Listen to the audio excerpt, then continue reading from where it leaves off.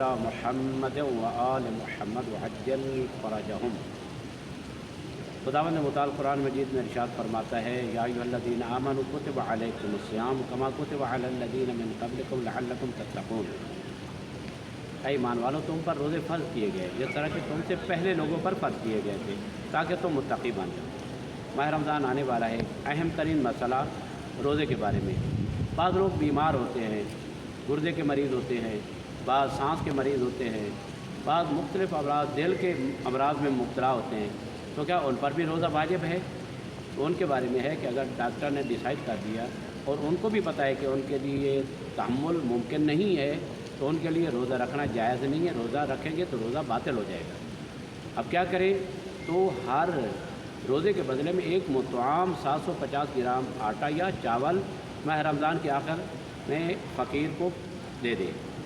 ہاں، اگر یہ مرض ایسا ہے کہ مثلا سال کے دوران وہ مریض ٹھیک ہو جاتا ہے، اتنا ٹھیک ہو جاتا ہے کہ وہ ماہ رمضان کے روزے قضا رکھ سکتا ہے، تو پھر اس پر قضا روزے کرنا واجب ہے کہ وہ روزے قضا کرے۔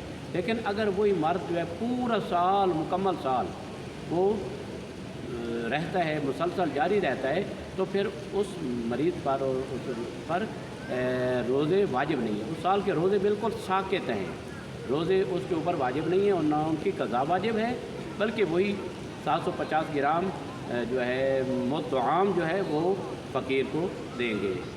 اللہ تعالیٰ محمد والے محمد کے صدقے میں ہر مومن مومنہ کو ہر دکھ درد بیماری سے محفوظ فرمائے اور ماہ رمضان کے روزے رکھنے کی توفیق عطا فرمائے۔